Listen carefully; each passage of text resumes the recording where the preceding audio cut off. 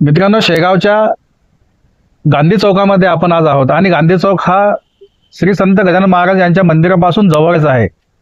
आणि याच गांधी चौकाच्या एका भिंतीवरती एक छत्रपती शिवाजी महाराजांचं चित्र रेखाटण्यात आलेलं आहे आणि हे चित्र रवी इंगळे या युवकाने रेखाटलेलं आहे.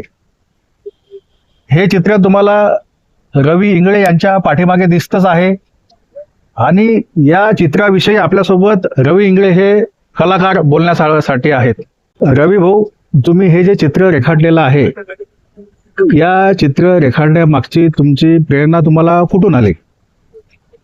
चित्र रेखाटायची प्रेरणा म्हटलं तर हे माझी जी कला आहे, हे माझी आधी आवड होती. या आवडला मी बिझनेसमध्ये कन्वर्ट करण्याचा विचार केला आणि पुढे चालून या गोष्टीमध्ये जसं मी याच्यामध्ये डीप गेलोय तेव्हा मला कळलं की आपण याच्यामध्ये खूप मोठं करिअर करू शकतो.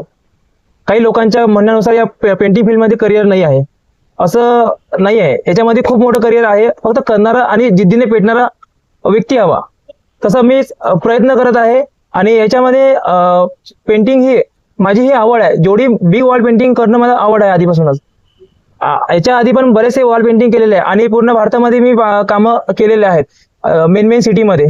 आणि तसे यावर्षी सुद्धा मी प्रकट दिनाच्या निमित्त, संत गजानन महाराज प्रकट दिनानिमित्त महाराजांचं भिंतीचित्र साकारलं होतं. त्याची हाईट पण 40 फूट आहे उंचीला. ते पण राज्यभरात एवढं बिग वॉल पेंटिंग कोणी केलं नाही. तसंच यावर्षी छत्रपती शिवाजी महाराज जयंती निमित्त ना हे शिवाजी महाराजांचं भव्य भिंतीचित्र साकार करण्याचा एक छोटासा प्रयत्न केलाय. आणि या आवडला मी, जी माझी आवड आहे यालाच जोपासून लोकांपर्यंत कसं पोचता येईल किंवा लोकांना याच्यातून काय शिकायला देता येणार, हाच मी छोटासा प्रयत्न करत आहे आणि नेहमी करत राहणार.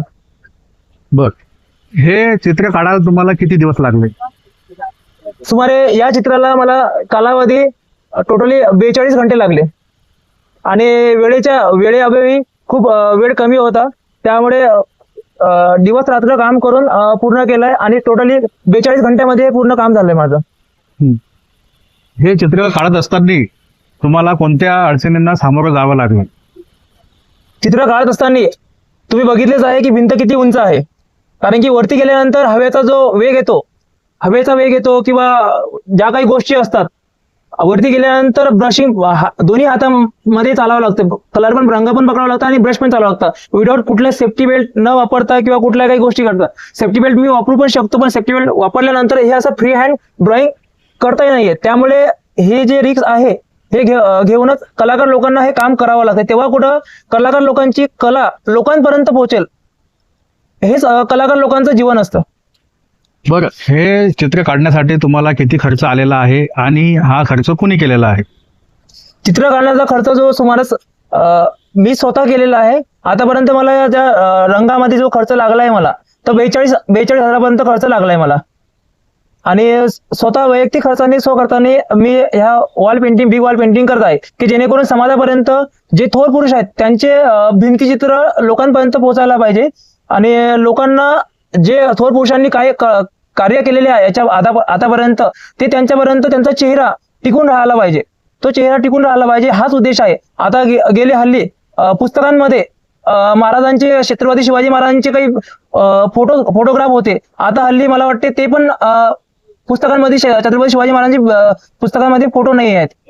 त्याच उद्देशाला घेऊन की मी असे बिग वॉल पेंटिंग काढत आहे आणि जे नवीन पिढी आहे त्या लोकांपर्यंत व्यक्तिमत्व, जे छत्रपती शिवाजी महाराजांचं व्यक्तिमत्व पोहोचायला हवं, बस हाच एक हेतू आहे. असं खूप थोर पुरुषांचे मी कामं करणार आणि पुढेही करणार आहे. बरं, हे चित्र काढत असताना तुम्हाला लोकांचा, तरुणांचा, वयोवृद्धांचा कसा पाठिंबा मिळत आहे तुमच्या चित्राला? एवढे मोठे भिंतीचित्र त्यांनी आजपर्यंत पाहिला नाही. त्यांना ते पाहून अतिशय खुश आणि एकदम चांगल्या फिलिंग त्यांना देत आहे आणि मला आशीर्वाद पण देऊन जात आहे, बेटा तू असेच मोठे कामं करत राहा आणि पुढे, म्हणजे या प्रकारे त्यांच्या प्रत्येकाच्या परीने ते मला आशीर्वाद देतात आणि प्रत्येका परीने मला ते प्रोत्साहन करत आहेत. आणि ते ऐकून मला कलाकार लोकांना फक्त एवढीच अपेक्षा असते की कलाकार लोकांना एक वाहवा करायला पाहिजे किंवा त्यांच्या कलेची जे आहे स्फूर्ती म्हणतात ना, ते करायला पाहिजे. बस आमची एवढीच अपेक्षा असते, आम्ही कुठलीच अपेक्षा नाही दुसरी याच्या. बरं, आजकालचा काही तरुण पिढी हे वाम मार्गाला लागलेली आहे, तर तुमच्यासारखे काही तरुण हे भिंतीवर असे चित्र काढून एक प्रेरणादायी ठरत आहेत. तर तुम्ही आजच्या तरुणांना काय संदेश देऊ इच्छिता? आताच्या तरुणांना फक्त एवढंच सांगायचं आहे, संघर्ष सर्वांना आहे. संघर्ष सर्वांना आहे तर संघर्ष करावाच लागेल. संघर्ष केल्याशिवाय आपलं नाव तर वरती येणारच नाही. तसं मी माझा प्रयत्न करत आहे. माझं जे अस्तित्व आहे, माझी जी कला आहे लोकांपर्यंत, बस असं तुम्ही पण तुमच्या ज्या बॉडीमध्ये किंवा तुमच्याकडे ज्या स्किल असतील त्या स्किलला डेव्हलप करा आणि डेव्हलप करून त्या लोकांपर्यंत पोहोचा, जेणेकरून तुम्ही त्यातून काही शिकणार आणि लोकांना पण शिकायला भेटेल. बस एवढंच मला तरुणांना सांगणं आहे. बरं, आणखी एक शेवटचा प्रश्न.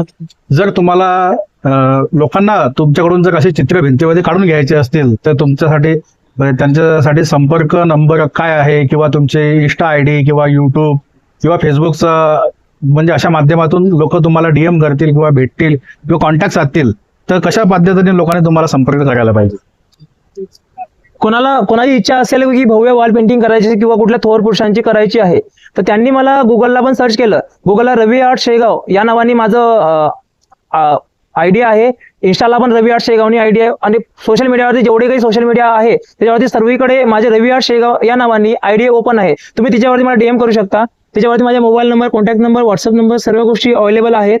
आणि माझ्याकडनं जेवढा पाठिंबा भेटेल तुम्हाला तुमच्या इच्छा पूर्ण करण्यासाठी मी तेवढा पूर्ण करेन. बर, धन्यवाद रवी भाऊ. तर हे होते रवी इंगळे, ज्यांनी 18 फेब्रुवारीच्या म्हणजे शिवजयंतीच्या पूर्वसंध्येला एक छत्रपती शिवाजी महाराजांचं चित्र काढून एक समाजामध्ये नवीन आदर्श घालून दिलेला आहे.